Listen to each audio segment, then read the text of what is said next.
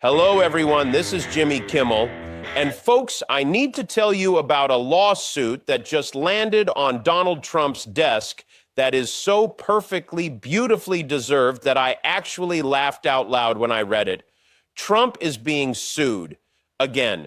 But this time, it's not about classified documents or election interference or any of the usual stuff. This time, it's about his tacky ballroom. Yes, you heard that right. The $300 million monument to excess that Trump built by literally demolishing a piece of American history is now the subject of a massive federal lawsuit. And the best part, the people suing him are historic preservationists who are not messing around. So before I break down exactly what Trump did, why it's illegal, and how spectacularly this is about to backfire on him, hit that subscribe button right now, because this story has everything. Destruction of national landmarks, corporate corruption, terrible interior design, and Donald Trump's complete inability to follow the law. Let's get into this beautiful disaster. Let me start by explaining exactly what Trump demolished, because this isn't just any building. The East Wing of the White House was built in 1902, designed by McKim, Mead, and White, one of the most prestigious architectural firms in American history, the same firm that designed the Brooklyn Museum, Columbia University's campus, and the original Penn Station in New York. This was serious architecture built to last generations, a piece of American history that had witnessed over a century of presidential moments. And Trump looked at it and said, "I need this space for my ballroom." So he tore it down, just demolished it. Bulldozers, wrecking balls, the whole thing. The demolition was so rushed that preservationists didn't even have time to properly document what was being lost. Architectural historians didn't get a chance to catalog the details. It was just gone, bulldozed into rubble, hauled away like trash. A piece of American history erased so Trump could build something bigger and showier. Now, you might be thinking, Jimmy, presidents renovate the White House all the time. And you'd be right, they do. But there's a process. There are laws. There are agencies whose entire job is to make sure you don't just destroy historic buildings on a whim. Trump bypassed all of it. He didn't go through the National Capital Planning Commission, which is supposed to oversee major construction projects on federal property. He didn't get proper environmental reviews. He didn't follow the National Historic Preservation Act, which specifically protects buildings like the East Wing. He just did it because Trump doesn't believe rules apply to him. So what did Trump build in place of this historic structure? A 90,000 square foot ballroom. That's not a typo. 90,000 square feet. To put that in perspective, that's bigger than the entire West Wing of the White House. It's bigger than most museums. It's bigger than some airports, and it's tacky as hell. I've seen the leaked design plans, and folks, this thing looks like what would happen if a Dubai hotel and a Vegas casino had a baby, and that baby had terrible taste. Gold everywhere, chandeliers the size of cars, marble imported from Italy, columns that serve no structural purpose except to look fancy. It's the architectural equivalent of wearing a gold suit to a funeral. Trump originally said the ballroom would hold 650 people. Then it became 900. Then it became 999 people, because apparently Trump couldn't handle the psychological barrier of saying 1,000. And here's my favorite part. Trump hired an architect named James McCrary to design this thing. McCrary is a classical architect who actually understands proportion and restraint. And McCrary looked at Trump's plans and said, "No, this is wrong." A ballroom shouldn't be bigger than the White House itself. He told Trump that an addition should be subordinate to the main building, not overshadow it. That's just basic architectural principles. But Trump didn't want to hear that. Trump wanted bigger. So what did Trump do?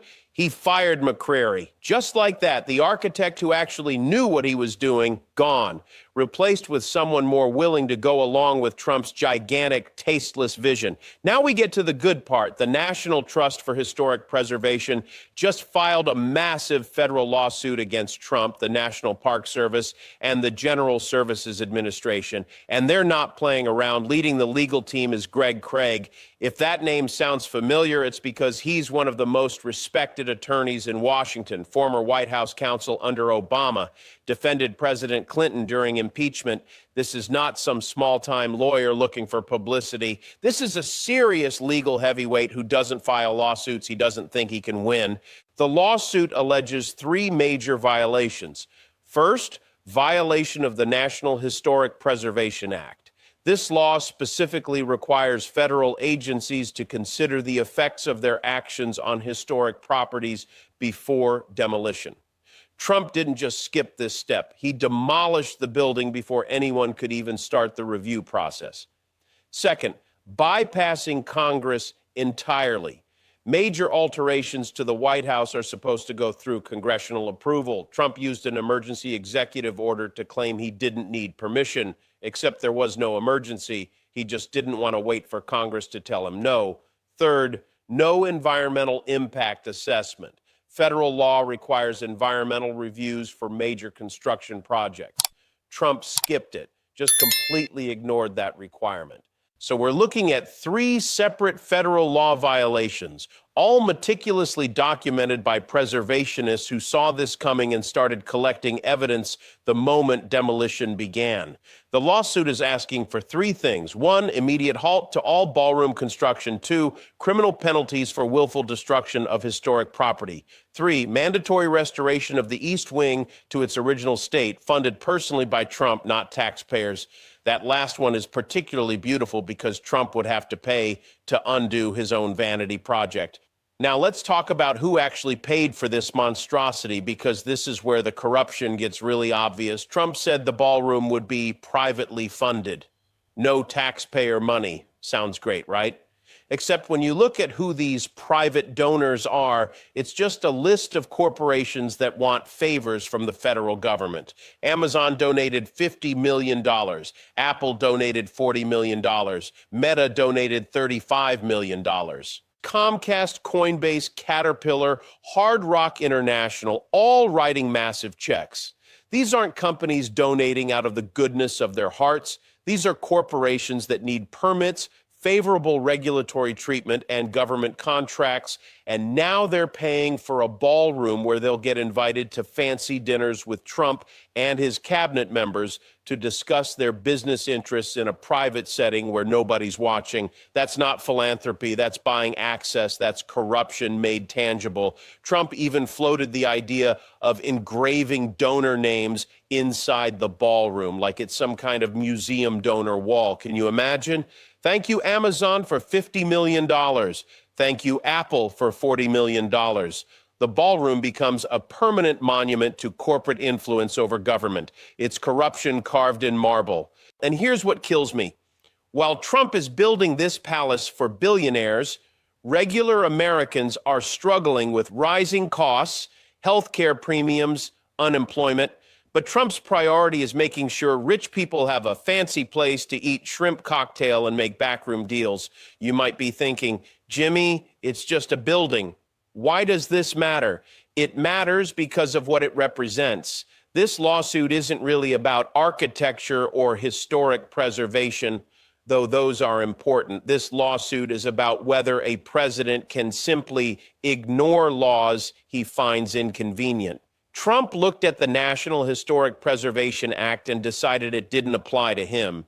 He looked at the requirement for congressional approval and decided he didn't need it. He looked at environmental protection laws and decided he could skip them. That's not how democracy works. That's how autocracy works.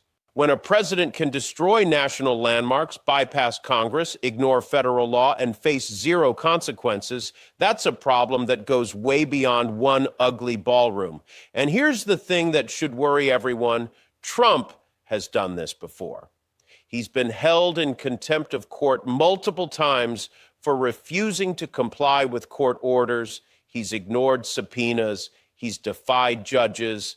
And every single time, he's faced minimal consequences. So he keeps doing it. He keeps pushing boundaries. He keeps breaking rules. Because why wouldn't he? If there are no real consequences, why follow the law?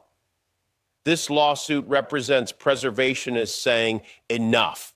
You can't just destroy whatever you want because you're president. You can't bypass Congress because you don't feel like waiting. You can't ignore laws because they're inconvenient. And if you do, we're going to take you to court and make you pay for it. That's why Greg Craig took this case. He knows what's at stake. This isn't just about saving buildings. It's about saving the principle that nobody, not even the president, is above the law. So here's where we are. Trump demolished a piece of American history to build a tacky monument to his own ego. He broke at least 3 federal laws doing it. He funded it with money from corporations seeking government favors. And now he's being sued by some of the most respected preservationists and lawyers in the country. The lawsuit is rock solid. The evidence is overwhelming. The violations are clear. Trump is going to lose this case. It's just a question of how badly. And when he does, he's going to have to tear down his precious ballroom and rebuild what he destroyed, or at least pay for someone else to do it. Either way, this $300 million vanity project is about to become the most expensive mistake of Trump's presidency. And somewhere in America right now, there's an architectural historian raising a glass to Greg Craig and the National Trust for Historic Preservation, because sometimes, just sometimes, the system actually works. Sometimes people who break the law actually face consequences. Sometimes justice catches up. And sometimes a tacky ballroom becomes a cautionary tale about what happens when you think you're above the law. Thanks for watching, everyone. Hit that subscribe button. Share this with anyone who thinks Trump can do whatever he wants without consequences. Because the bill for this disaster is about to come due, and it's going to be way more expensive than $300 million. Good night, everyone.